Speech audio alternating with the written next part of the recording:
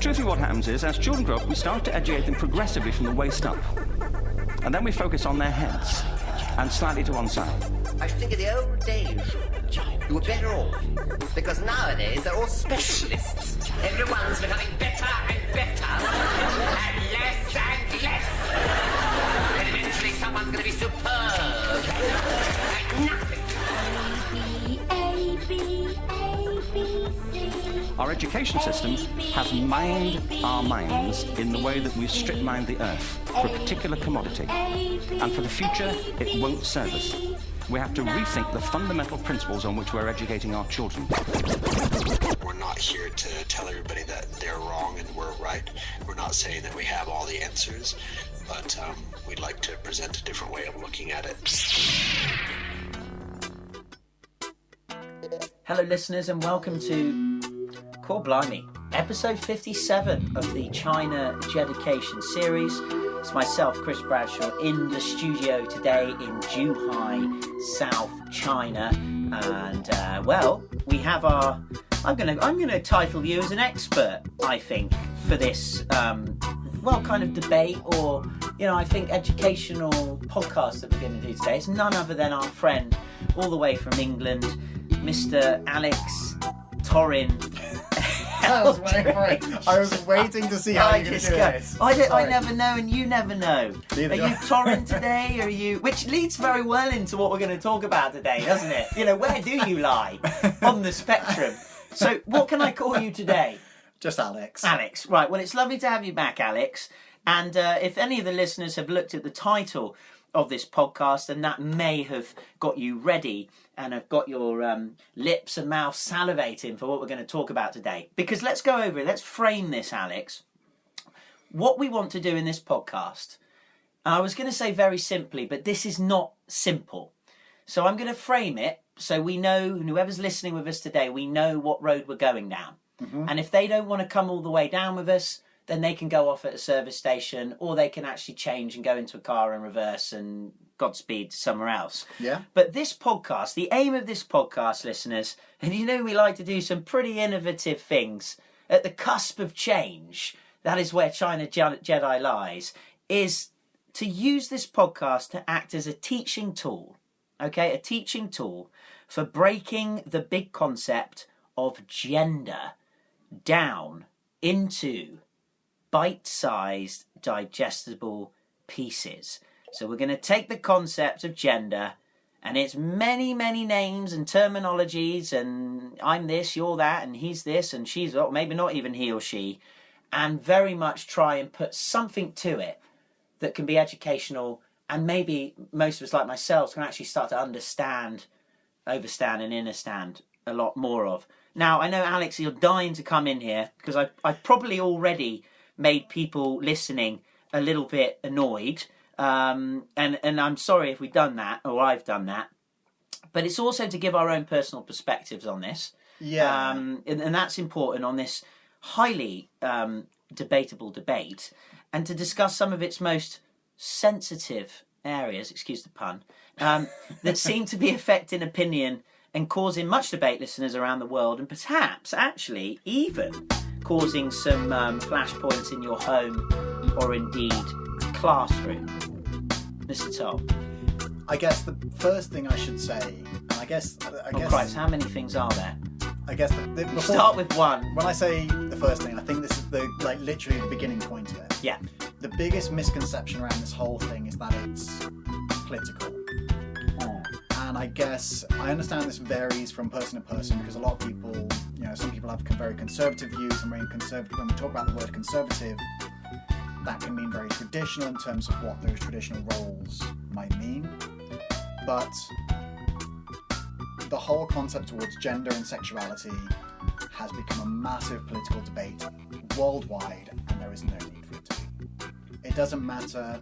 Certainly you and I, politically, we agree we have different opinions on this political issue, but when we talk about gender and sexuality, we're both very open-minded and both very much understanding people and both interested in each other's experiences.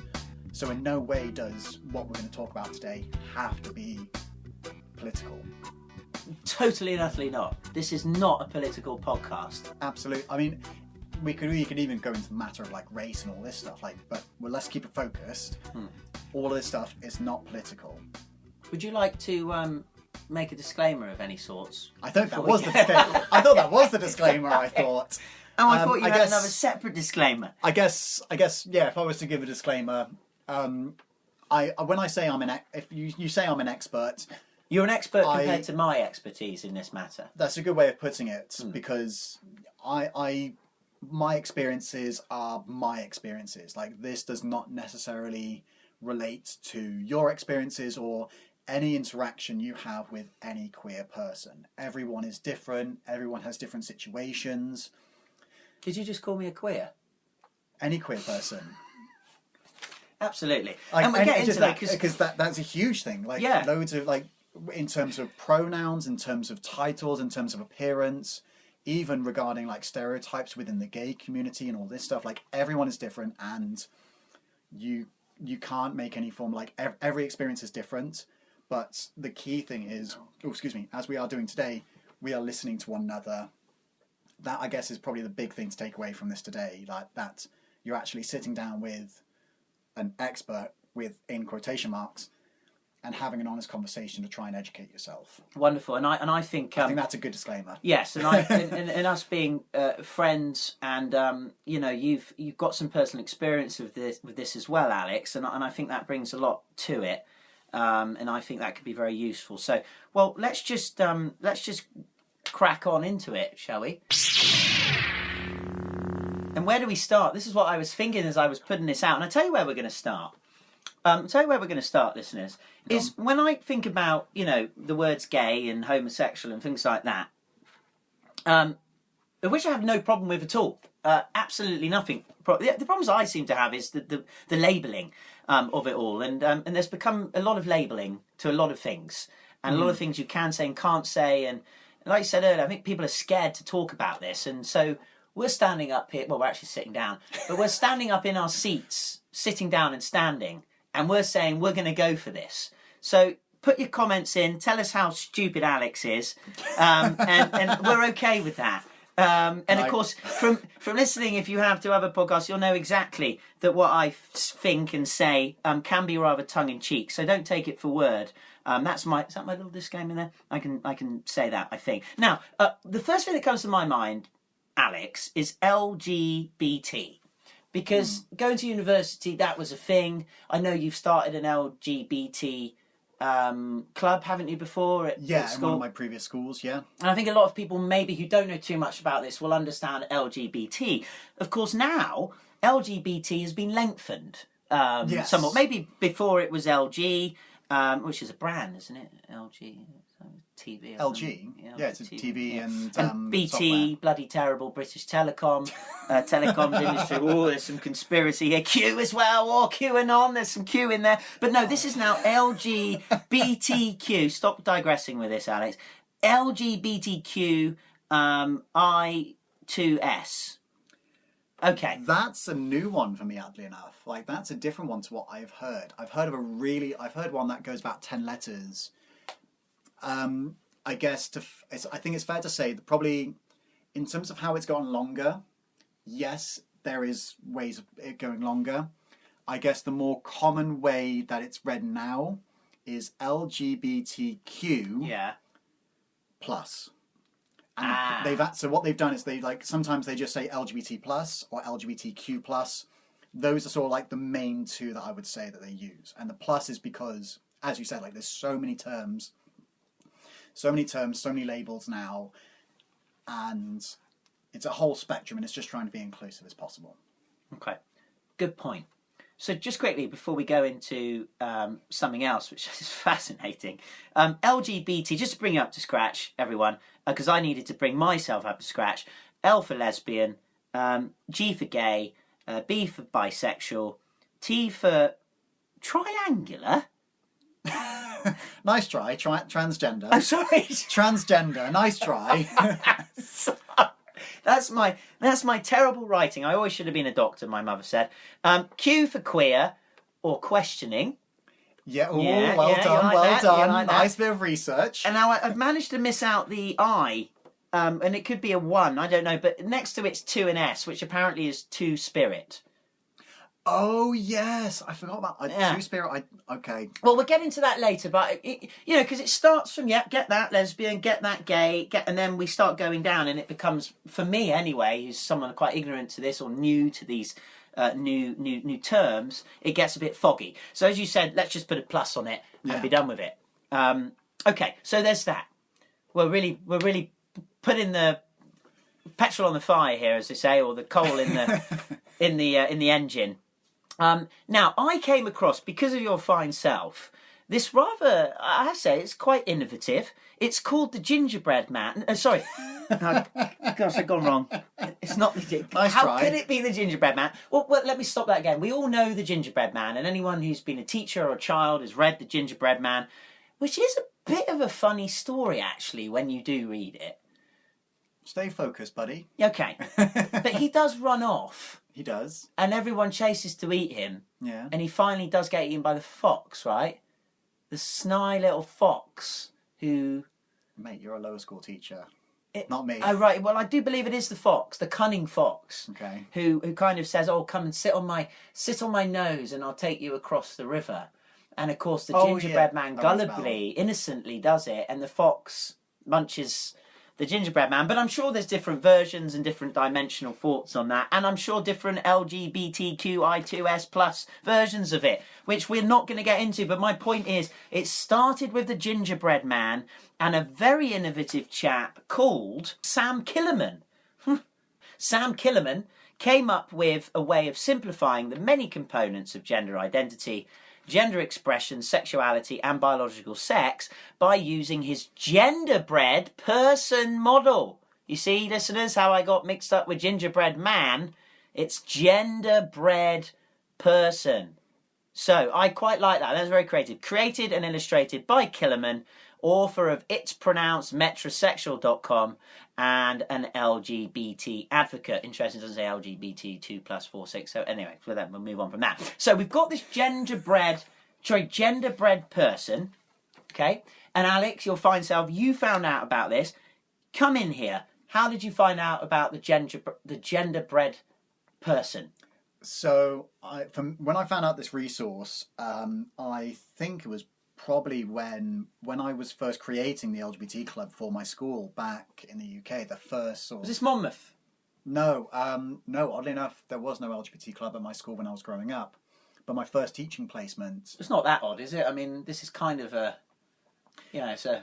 I mean, going back then, I remember that a lot of my friends used to make fun of the fact that we had a gay deputy head teacher, or 2 gay deputy head teachers. Mm-hmm. That was sort of the nature back then. But like my first experience with this resource was creating this LGBT club at my first school that I was teaching at. So my first professional, I was creating it with. Was that the Ochre place? The Quaker place? No. I've just typed gay into my PIN code for the laptop. How ridiculous. It's not gay if anyone takes my... Not that I matter if it was gay, but it's numbers, by the way. I'm not giving anything else away. You're so focused right now. You're loving the gay conversation we're having right now. Well, we don't get to talk about it much. But it's such a happy conversation. You see what I did there? But the word is exactly what I was looking up, the meaning of it. And then people are having fun that their heads are gay. I mean, well, that's the word gay, right? So, yeah, I literally was just like, my head teacher came up to me one day and said, "You've had some experience with this, like from one of your training schools." So one of my training schools, not the Quaker place, like Chepstow that I used to train at. Yeah. They had an LGBT club that they created there, and it was very young when I joined the school. Was that one in Wales? It was the one in Wales. I think it was like 6 months old when I was training there. So you came across it through the school? I came across it through the school because we were trying to create a more inclusive website. We were trying to just create something where the students could like come and just be safe. And that was the first intention, like where they could just meet each other, be safe, and then we'll see what the need is from there. We then started like working on what could we do to make the school more inclusive, dealing with homophobic incidences within the school. And in my last year of teaching there, we were working with assemblies. So we were trying to create assemblies to make, to help educate the school. So we even did an assembly on HIV awareness. So where we actually educated on the differences between HIV and AIDS and all this stuff. Mm-hmm. We were working with a really good local charity called Off the Record, and I still follow a lot of their resources, even all the way over here in China, and it's a Bristol exclusive resource charity. It was really, really good, and they do loads and loads of great resources. And sort of Genderbread was sort of like one of the very early ones that got shared with me, probably in my first or second year of teaching. And believe it or not, the model that you're showing me today, there's like 4 or so different versions of it. All of these versions have the same sort of idea, where it's this whole idea of a spectrum between male and female and somewhere in between. But it's always been branched out a bit more and a bit more.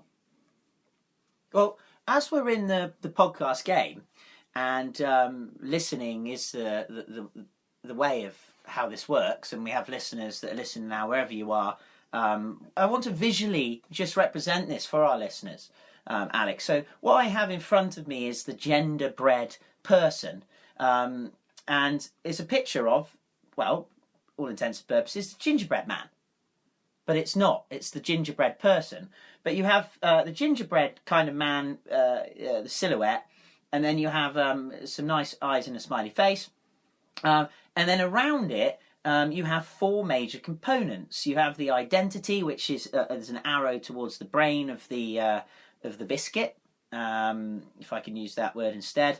And then you have the orientation, the sexual orientation of the biscuit. That's linked to the heart area. Then you have the sexual orientation, or shall we say the biological sex, which is actually pointing to the the bits area. And then we have the general or holistic expression of the biscuit, which I guess would be the gender expression. How you demonstrate your gender. So that's the point. That's why it's called the genderbread person. We have this visual, which we know visual can make things a lot clearer for people, and that's what it's all about. It's about educating, bringing clarity to this rather colourful spectrum of labels and differences within the human race. And Alex, I hope I haven't completely messed that up, but let's talk more about the biscuit. Okay. Yeah, as you said, like there's so many different components that go into this, and we can talk about so many different parts. I guess for simplicity, let's start with what most people assume is what defines your gender, what's between your legs.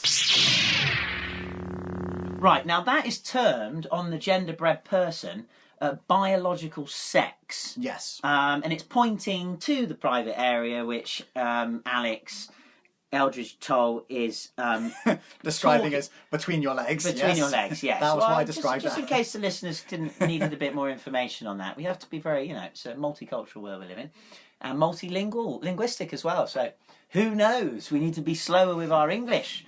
Okay, so on this spectrum, next to the genderbread person, next to the biscuit, is 4 lines, isn't it, Alex? A spectrum. Mm-hmm. And we're going to deal with one of the lines, which is biological sex. And we have on the left an arrow pointing down to female. And then all the way up to the right on the spectrum, we have the male, which of course most of us would understand. Mm-hmm. And then in between, we have what's labelled intersex. Now, before you come in, Mr. Toll, there's a little labelling here, and it says, biological sex refers to the objectively measurable organs, hormones, and chromosomes. Now, I think this is an important point here, chromosomes as well, not just physical features. Correct. Female equals vagina and ovaries, and obviously the XX chromosome, which is what differentiates genetically a man from a woman.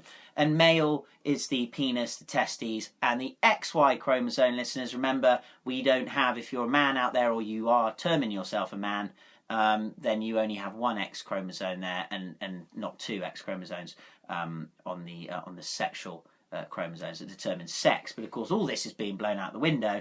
Intersex is a combination of the two, and that's why it's in the middle. Right, take us away, Mr. Tollner. So, I guess the big thing is, you said, like, yeah, with the whole intersex situation, a lot of people, I think, so a lot of people don't realise that they're intersex. Mm-hmm. You know, I guess the old school term for intersex was hermaphrodite. Ah. Why this got changed, I don't know, because when I was growing up, I watched South Park, and my first introduction to this was hermaphrodite. Probably the same as most of listeners, or most like yourself. That was the first time I heard of it. Was that before Kenny got killed, or? No clue. I can't remember. Who killed Kenny? Hermaphrodite. But intersex is all, I guess, the more political correct term that we use. Sorry, what was that one that you just said? Intersex. Okay, so that's the actual the new. Okay. I guess why or what changed, who knows? Okay. I don't even. But the point is, I think it's a more appropriate name given the way the language works. Okay. Just because of what when you break down the word, I think it makes more sense.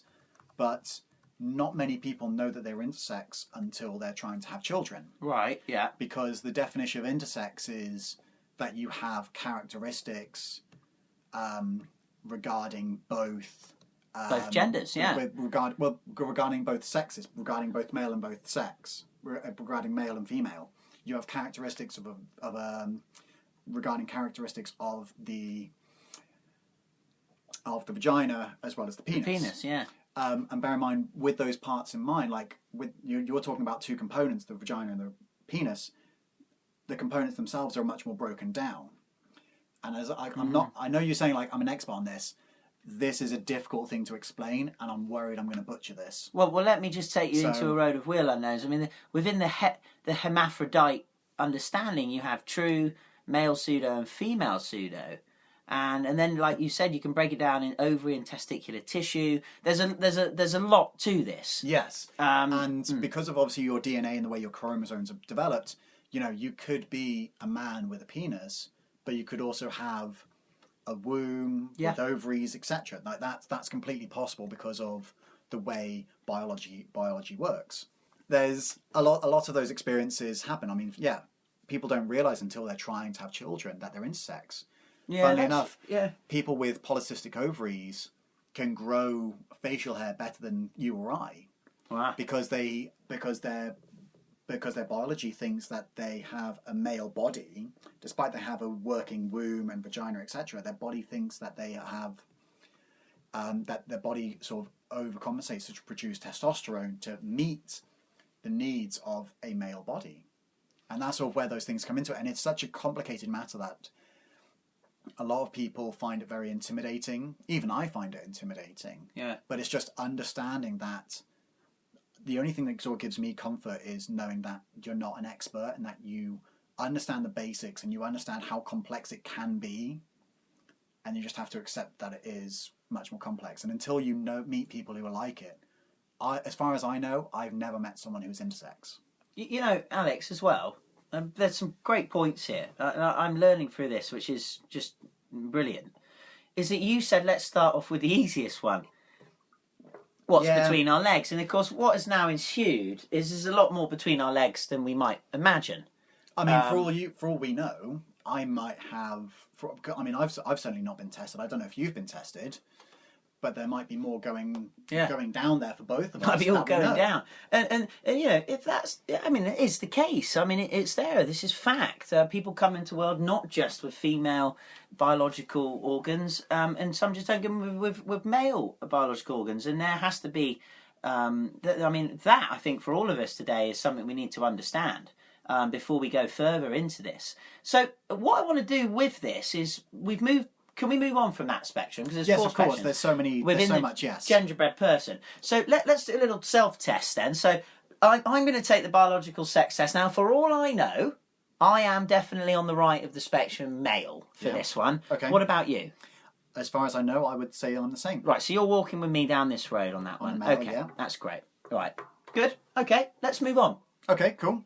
So, shall we do sexual orientation? Ooh, naughty. Sorry, was I not meant to say that? No, I thought you were, are you trying to suggest that I'm asking you out or something? I mean, do you want to go for a drink later, mate? We'll see where things go. You were saying that, weren't you? If you were to say in the office now, that's a lovely top, that you might be taken as actually, trying to... So Which I is, think that's ridiculous. it depends. I think it depends on your intentions. It very much depends on your intentions. The way we say things, etc. Are you trying to come off very flirtatious, or are you trying to come off very considerate, or are you just trying to lighten someone's day? Your intention might be one thing, but also the way you present it. You see how you're taking this and just cutting it into so many different things. I did. Yeah. All right. There's a Thanks lot for more. telling me. Okay. Sexual orientation. So we've done biological sex. Just to go back to listeners, this is the second spectrum of 4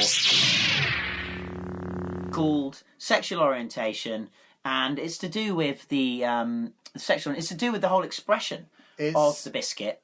It's it's more of what you're attracted to. So there's orientation, attraction. Yeah, what you're attracted to. Okay, I'm going to try and keep this simple because I can split this, and I'm only going to split this into 2 sections. Before you split what's between your... Oh, no, we're not in between your legs now. We're all around you and the biscuit. Oh, yeah. Do you want to explain what this is? Yeah, I just quickly, because sexual orientation, then, listeners, is who you are physically, spiritually, and emotionally attracted to. A lot in there. Based on their sex, gender, in relation to your own. So who you are physically, spiritually, and emotionally attracted to, based on your sex or gender, in relation to your own. So, yeah, go. So you sort of brought up what I was going to say. Arguably, this could be split into 2 sections. One in terms of what you are attracted to, like in terms of physically what you are attracted to. Are you attracted to more male characteristics? Mm-hmm. Are you attracted to more female characteristics? Are you attracted to like in terms of when you look at someone, what are you attracted to? But then the other side of it is what you are romantically attracted to. That's the other side. That's sort of where I would say you could split this into it. And this can vary in terms of you are attracted to men, are you attracted to women? But let's be honest, we all have a type. Are you attracted to more... That's rather presumptuous. How do you know I just have one type? Well, we okay. Well, we could all have... Well, when I say we all have a type, I guess when I say we all have a type, we all have a... That word type can be very vague or very loose, or very specific. Okay. That's just the nature of it. Yeah. For me personally, I'm attracted more towards femininity. Okay, yeah. So I guess, I'm attracted to more female traits, like in terms of a lot of the guys that I'm interested in. I'm interested in those sort of a lot more feminine guys. Are you looking to further your career in education? Teach Now offers a convenient online teacher preparation and master's degree program completed anywhere in the world. Reach now for Teach Now. Ain't no time for defeat now. Teachers, get off your seats now. Future generations need you now. Work with people all over the world in a collaborative, activity-based teaching environment. To learn more, visit teach-now.edu. Expertise that is really outside of the box. Do you know what I forgot to do? Sorry to pull back on that. I do apologise. Is on the spectrum that I described to the listener. Yes. One of the 4 spectrums of the gender person is the ends of the spectrum in the middle. Oh yes. Okay. So from before in the biological sex we had the female organs, the male organs, then we have the intersex, which could have both. Well, in this sexual orientation or sexual attraction spectrum, on the left side we have heterosexual. Yes. On the right side we have homosexual. And in the middle, we have bisexual. Correct. So, carry on then. So you're into more feminine... I guess this is the simpler one out of the 4. No, no. Because so heterosexual is where you are attracted to the opposite sex. Right. Homosexual is where you are attracted to the same sex. And bisexual is where you're attracted to both. But the thing is, obviously, this is where sort of it maybe gets a bit more complicated because, again, this is coming down in terms of sex, in terms of what's between your legs, and as we've just discussed, that can become very complicated and very I can imagine, And I think we've even realised just how complex and how intimidating this matter can be for a lot of listeners, a lot of people. When this sort of comes to you in the surface, your child comes up to you, or when you see someone on the street like this, it sort of can be very overwhelming when you're first introduced to this. I guess is it worth maybe saying where I fit into this? Well, let's do Or that what- then, shall we? what you- So I'm going to go. Can I go first? Yeah, of course. Yeah. I mean, I don't want to. I'd probably be more simple. Maybe that's what we need at the moment.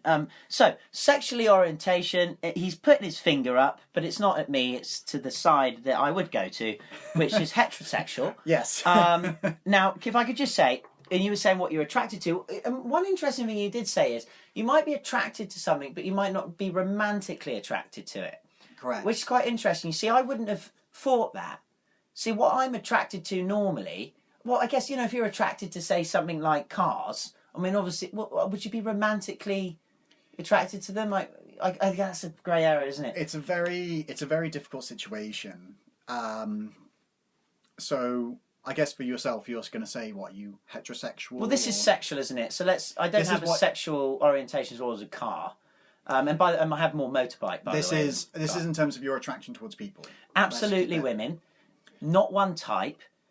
And Okay. I do like, and I hope I shouldn't say. Well, I'm going to say, but this is all about being open. I do have an attraction to feet. Cool. Cool.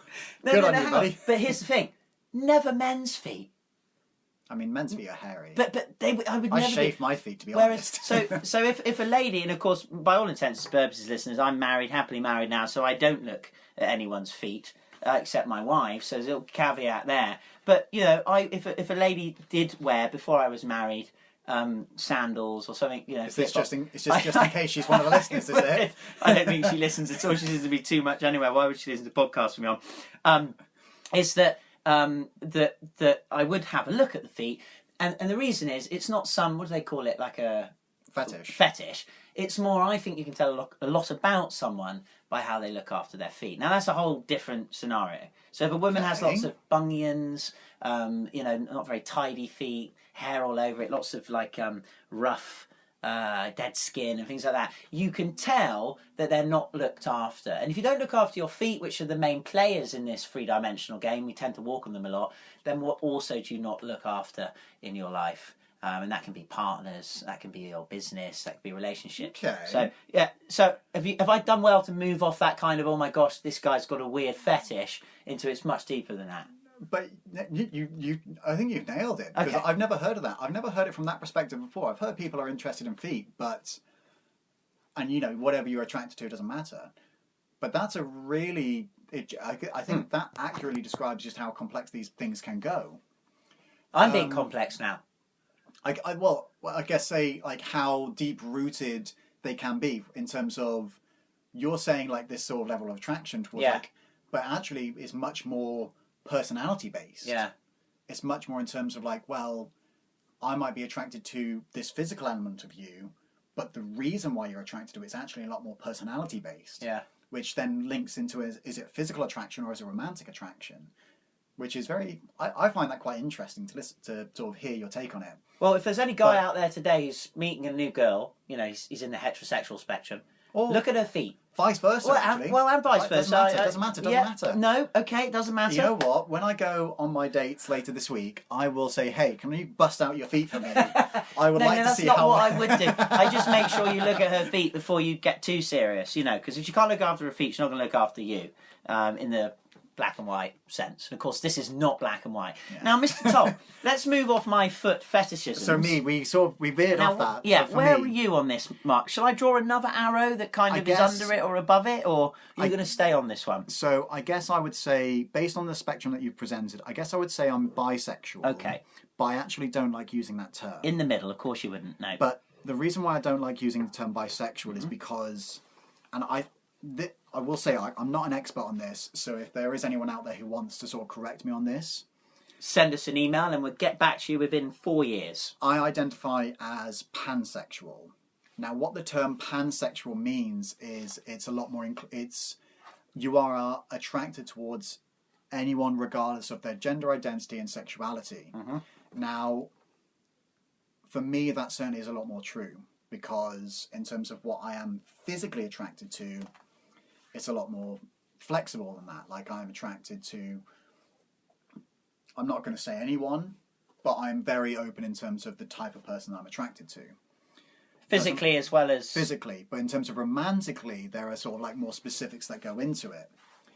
And when I was first introduced to this term, because the term bisexual makes it sound like it's between the two sexes. So it's just because I've got, some glossary terms. A person, this is a bisexual person, a person who experiences attraction to both people of their own gender and people of gender different from their own. Yeah, so you're saying it's very 50-50. But that's that. Yeah. But then again, in terms of my gender, and that's going to come up later, yeah. I don't identify as male or female. So it makes it cloudier. Which then makes it much more complicated, especially, I think, it also makes it sound like, is transgender included in bisexuality? I don't know.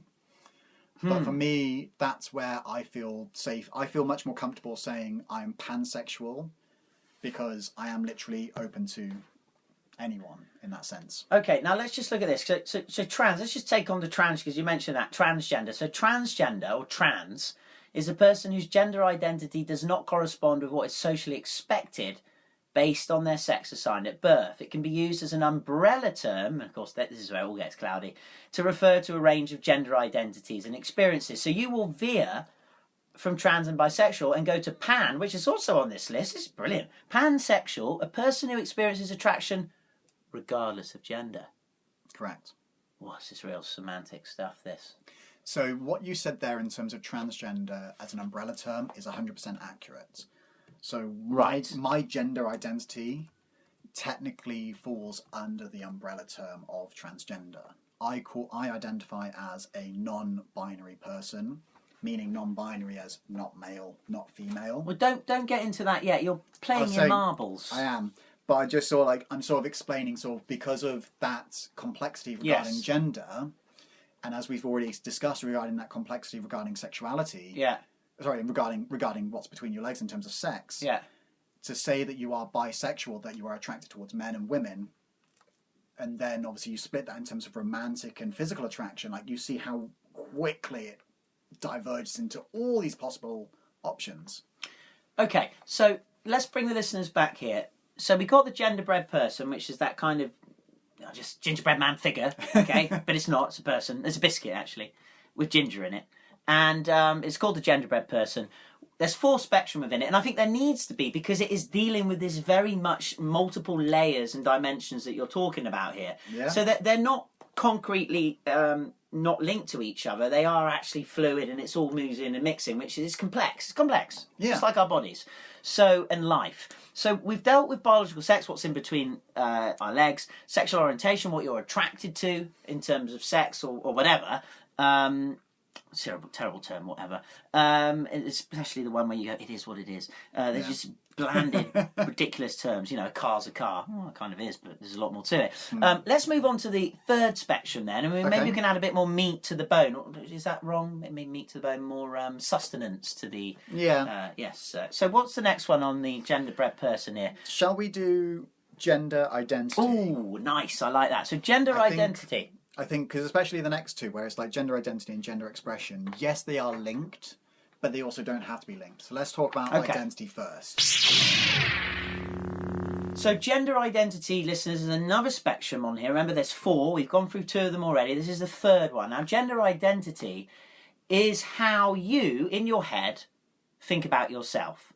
So it's the chemistry that composes you, example, your hormonal levels, and how you interpret what that means. Now, if you're still wondering like I am, what the hell does that mean? Let's go up to the spectrum. We got the left of the arrow up to the right, and on the left-hand side is woman. All the way up to the other end of the spectrum, we have man. And then in the middle, we have genderqueer. Okay, so... Oh, sorry. Which I've never heard of before. I've heard of queer. So... But now we got genderqueer. I think you can put a label on it, but I don't think there's even a need for a label. The idea of your gender identity is ultimately just how do you feel? Because you're saying in terms of like the chemistry behind it, when we go through puberty as people, naturally it's sort of like there's a chemical, it's a chemical inside your brain. There's chemicals that are occurring inside your brain, inside your biology, that sort of influence the way you think, the way you evolve as a person, etc. So the identity side of it is just how do you feel?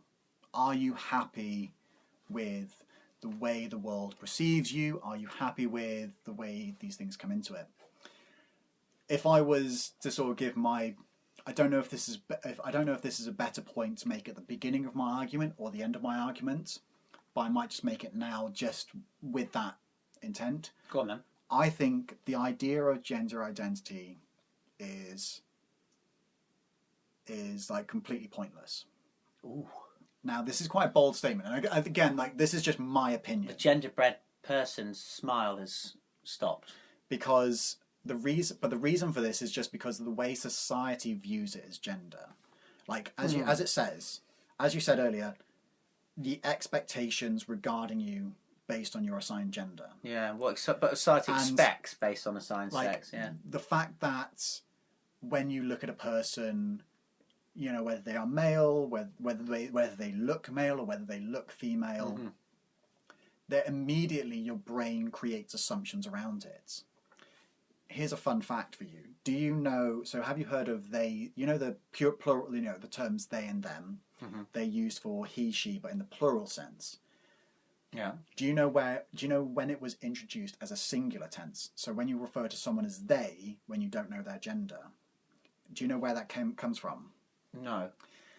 Fun fact, so a couple of hundred years ago, in terms of, you know, when authors were writing books and they were talking about figures that, you know, they wanted to create their listeners interested, they wanted to keep their readers intrigued, they would say, right, this figure appeared, and to create because to sort of like remove the expectation, they would refer to them as they or them. This figure approached me. You don't know if it's male, you don't know if it's female, you don't know whether it should be safe, whether you should be intimidated, you don't know how to feel. Yeah. And that's where it was first introduced, because you're removing that assumption around it. Yeah. And that's why a lot of people sort of, and that's only for me, I think, I don't see the point of gender, because ultimately there shouldn't be any expectation on us. There shouldn't be any expectation for you to, because just because you and I are both assigned male at birth, there's no reason that there should be these expectations of us. You know, I've got my long hair down to my chest. Yeah. I've got my nails painted, all this stuff. Yeah. There's no expectation in terms of us. I also don't have what is considered a gay voice. Or a camp voice. Like, I don't have any of those things. Well, it's been written in. I'm going to write it in now. Today's episode with the gay voiced man. You say that, like, it's really funny. Like, I go on a lot of dating apps and they sort of like say like, oh, have you got a gay voice and all this stuff? Because I sort of the way I present myself, and they think, oh wow, this person's got like a gay voice. I'm like, I really don't. I just talk like, especially when I talk, like, you know, I sometimes go, oh, in it, right? So I fall into slang, especially like parts of South England slang. Yes. It falls into it, and it's definitely not gay voice. Well, so okay. It's the whole idea with gender is ultimately just how do you feel, and if we didn't have, in my opinion, if we didn't have those expectations on us, and this certainly was from myself, from my experiences growing up, when I was about 14, I was folding the family's laundry. I remember picking up my mum's bra and thinking, okay, put it to my chest, just out of curiosity. And then the way Fit like a peach. I mean, there was nothing there, so I don't know how that happened. Fit like a key in a lock. There was nothing there, so it was like, immediately I threw it down thinking, oh my god, what are these feelings? What's going on? This level of like excitement and curiosity, and suddenly thinking about myself in a different way. I was both excited and scared and all this stuff. How old were you then, sorry? 14, 15, thereabouts. Yeah. Unfortunately, I had to I repress a lot of those feelings for a long time because of like difficulties within my family, like just various things came up. But then when I was about 20... So when you say, sorry Alex, when you say difficulties in family, you mean about those issues of identity and what we expect? No, just like to do with like divorce. And so nothing stuff. Nothing to do with that. It was more of like other poignant things going on. Yeah, like, you know, trying to look after your sister, your brother. I was trying to look after my family because of the difficulties we were going with in the relationships. I see. So that was all it was. I just didn't have time to process those feelings. Yeah, right, yeah. And then when I got older, and especially like when I actually had an opportunity to meet queer people, these feelings came back. And I was like, I couldn't hide these feelings any longer. In fact, when I was at university, my halls of residence was directly opposite a gay club.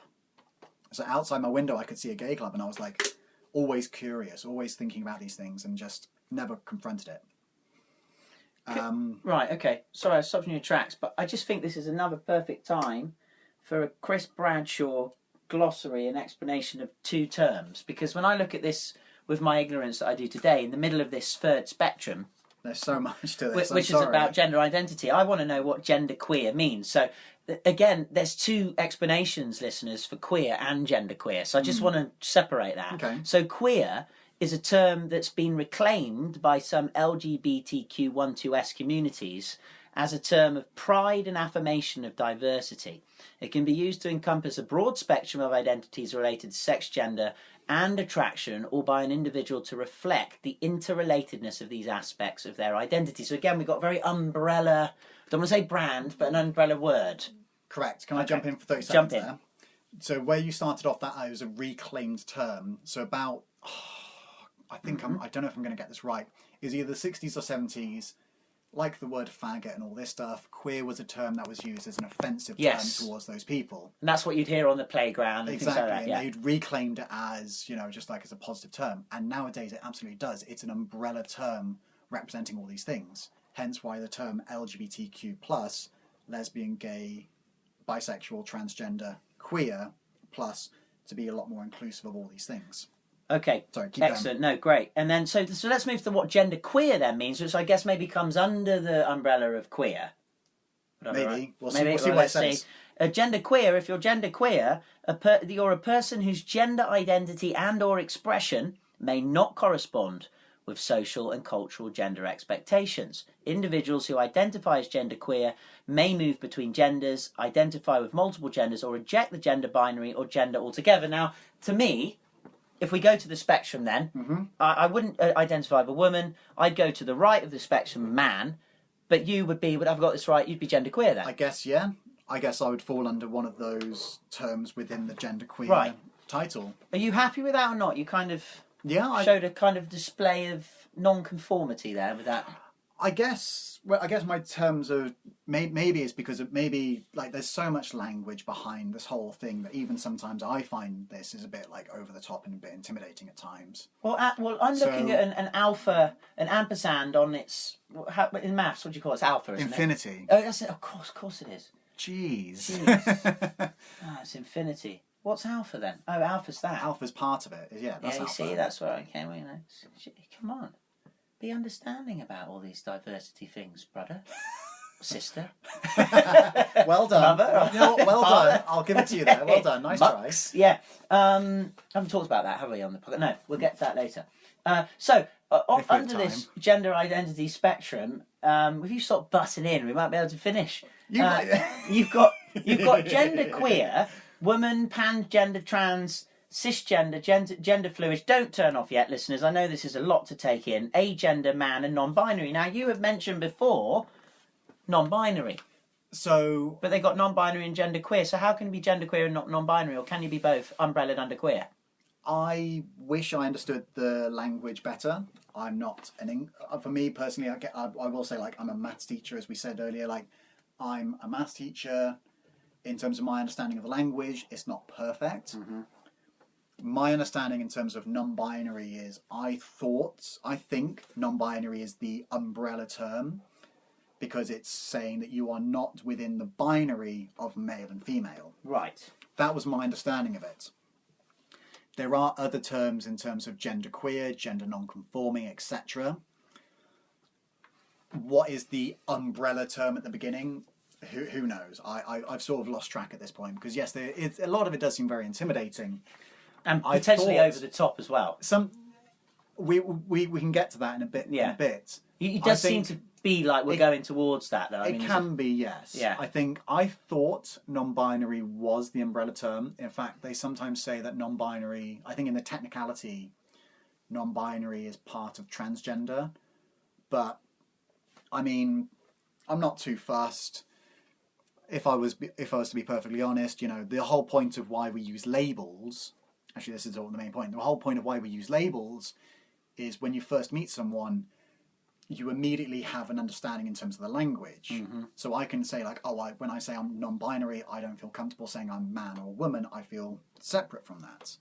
Okay. Like it's an easier language to understand because of where that comes from. Okay. You know, when you say you are male, everyone knows what that means. You know what pronouns you use, etc. But the whole point of language is what you use when you first meet someone. That's why we have language when it allows us to communicate upon first meeting of each other. But if you've known each other for a long period of time, you know, do you consider yourself to be married to your wife, or you just consider yourself married to this person? Well, she's my significant other now. Exactly that. Not my wife. No, it's not a label of you are married to someone of the opposite sex. You are married to this person, this significant person in your life. And then as time moves on, labels are then removed. The whole point of why we have labels and language is just for that first interaction. And yes, it can seem very intimidating. And I think this is the biggest point for you and your listeners. This whole point of like where it is intimidating, it's intimidating upon first meeting. And I get this all the time. It's intimidating from your first meeting because it's new language, new terminology. But that's just because it's so you can get your point across to the other person. But over time, is that actually important?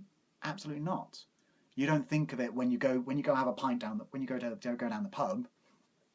You go down to the pub with your mates, regardless of who they are. Yeah. Regardless of how they're dressed, etc. Like that's all it is. So.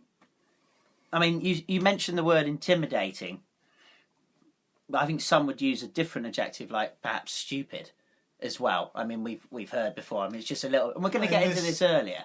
Intimidating. Saying, yeah. I said earlier in terms of where like a lot of this stuff can be very politicized, and what was the other word I said? Like. But even politics aside, when we have a situation here where we've gone through the spectrum, we're trying to just put us as two unique individuals on it. Now obviously I've gone over to man, you've gone to genderqueer, but even within genderqueer, which seems to suggest what I think you'd be happy with being under as an explanation, that maybe not, because non-binary also have it. It seems to be like they need to get rid of one of them. And I do apologise for anyone who thinks they're genderqueer and not binary listening to this, but they do seem, and even you're having trouble with seeing the difference, right? So get one blimming label and stick to it. On that note, language evolves, hasn't it? Like all these terms. So you think it will then? Language has evolved. I mean, when we say when I say okay, I identify as non-binary and all this stuff, these emotions that I've been feeling, that these other queer people have been feeling, we've had these feelings for thousands of years. History shows that all these people existed for thousands of years, but it's just the language is new. How do you label feelings? It's very difficult, right? It is. People just say happy, sad. No. And to be fair, that's why I love English as a language, because that's you said you hated it in the previous podcast. I did. I know, but as I'm learning Chinese, I love. Given that I'm trying to learn Chinese, I love English as a language because I can be happiest, I can be glorious, and that's and glorious. You wouldn't say that as a word of describing happiness, but it can be the way you say it. Right, stick to the point then here. Are you non-binary or genderqueer? I would say non-binary. Oh, for God's sake. Right. Okay, let's move on, shall we? And this is great, by the way. We're going through this, and you can tell by our voices, listeners, now, and you probably are as well. Frustrated. Whatever you're doing, you probably turn this off. But this is where it's going, and so we're doing our best. Right, last one on this spectrum of the gender-bred person. We've gone through sex, what's in between your legs, orientation, what you're attracted to. We've gone to your identity, the labelling of it, maybe the expectation society has. And I get your point there. That is a little bit of a situation, I think, there. That can cause conflict. Last one is expression. Now, gender expression on the genderbred person, or the biscuit, is to do with the whole of the biscuit. It's basically to do with how you demonstrate your gender based on traditional gender roles through the ways you act, through the ways you dress, through the ways you behave, and through the ways you interact with people in society.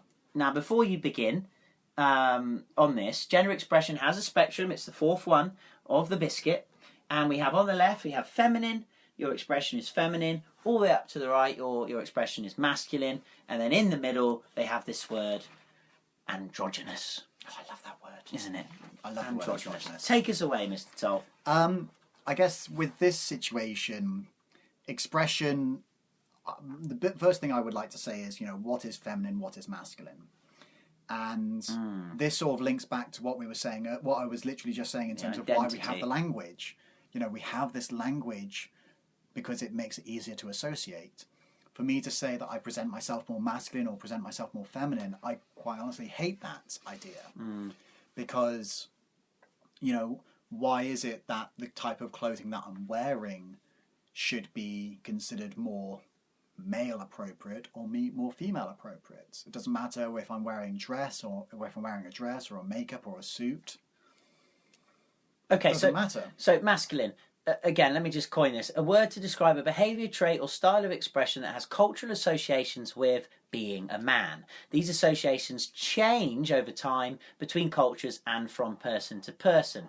So again, I think it's falling down already there. Yeah. Feminine, a word to describe a behaviour, trait or style of expression that has cultural associations with, again, being a woman this time. These associations, again, change over time between cultures and from person to person. And just to finish it, androgynous, ladies and gentlemen, or children too, or people that don't represent themselves as ladies or gentlemen or children. Everyone is the key word. Everyone there, thank you very much. There you go, everyone. Don't make the same mistake as me. Just say hello, everyone. Androgynous means a word to describe a behaviour, trait or style of expression that either blends both masculine and feminine forms of expression or is culturally read as gender neutral. I've got to say, I'll talk to you in a minute about this when we go onto the spectrum for our final spectrum count. So, the fact that you described that, the way you described that just then, my first thought was, if you give it 5-10 years, the whole idea of that spectrum will almost be I'm not going to say non-existent. There won't be a need to define it. I think you've actually, I actually agree with you on that. Because let's be honest, it shouldn't matter. The main reason why a lot of these things matters, when you go into a clothing shop and you go into the men's section and you see all these patterns and these styles, etc., ultimately the clothes are designed to fit a male figure, where it is straight from the armpits down, it is straight, it is designed for wider shoulders, it is designed for someone who's gone through male puberty. And then maybe with a gut or whatever it is, but the idea is that there's no curves around the chest or around the hips. Female clothes do the same, do that for obviously female puberty. But the big thing is, and this is where things have happened over the last 100 or several hundred years or whatever, the patterns that have occurred from it, when they say like, pink is for girls, men, blue is for boys, whatever it may be, but the sort of style and the patterns that occur. For example, if you were to look in the women's section and you were to look at some of the dresses there, or some of the outfits there, and you see these very fun, very playful patterns. You wouldn't see them in the male section. And on male-fitting clothes, you wouldn't see them in those sections. Can I just say, I've got to say this, I totally agree with you. I wanted to find a kind of lilac shirt, business shirt. The only place I could find them was in the women's sections of shops. Nothing in the men. And of course, I can't wear the women's shirt because it's a different fit. But my point is, that should also be in the man section. I totally agree with you on that. So sexist, discriminative. It's where a lot of those issues come from. Yeah, it is. It is wrong because I think issues like that is where this whole gender issue initially comes from, because it almost makes it feel like the binary. You have to choose between the men's or the women's section. The fact that oddly enough, this top I'm wearing today is a cream turtleneck. I got it in the women's section. And yeah, I mean, it's rather tight. It's the kind of thing tight, you'd see in 1980s ski wear. But you just come off the slopes and you got the roll-up polo neck there, bringing that back into fashion. I haven't seen them for a long time. Well, I mean, you do look. But the thing is, you look very Christmassy. But the point is, I don't look like I'm male or female. I just look like I'm wearing a top. I've got the sleeves slightly rolled up just because of the way it's fitted and all this stuff. Like, it's not hanging extra at the chest. You look with your say your toenails. You haven't got your feet out. Not that I look at them. You got your fingernails. You got your tight fitting polo top, your long hair, but your beard. I would say you look both. And isn't that what you're? Yeah. Yeah. You've got it. You like as you're trying to project yourself as both, and you're trying to project yourself as what makes you feel comfortable. I often say to my sons, I'm a man, but I'm actually half a woman, half a man, because I got half the DNA from mum, half the DNA from dad, and you're exactly the same. So remember that. Stay balanced when you take perspective in life. And it should be that. I mean, But that's not to say I create all these labels and make people, well, you said intimidated. Yes. I just say pissed off. Or, again, intimidated because they don't want to say the wrong thing, And I think that's... we can have... That's a good point.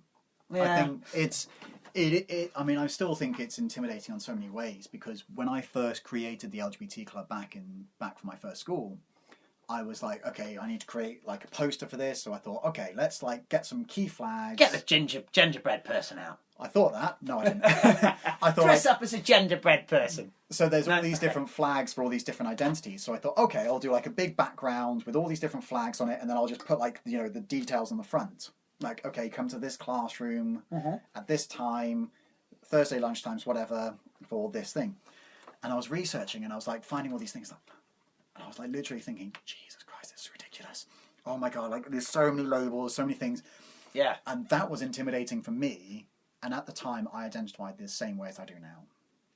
And that was 5 years ago for me to try to create an inclusive poster for queer children. And that there is so much... this whole thing is a spectrum. And I'm worried of talking too much, because I know, so I'm looking... I can see the researchers sort of like... falling asleep. If you're an English-speaking teacher from anywhere in the world and you have a bachelor's degree but need an official and accredited teaching license to get a job, get a visa to teach abroad, or most importantly to learn all those things you wish you knew before you stood in front of 30+ students, then reach now to Teach Now and secure a professional US District of Columbia license in as little as 9 months. Online in no time, low cost, high quality. Teach Now. Get in the game. Immediately receive a $100 discount off your tuition by signing up to the Teach Now program via the link www.teach-now.edu/China Jedi. May the smile be with you.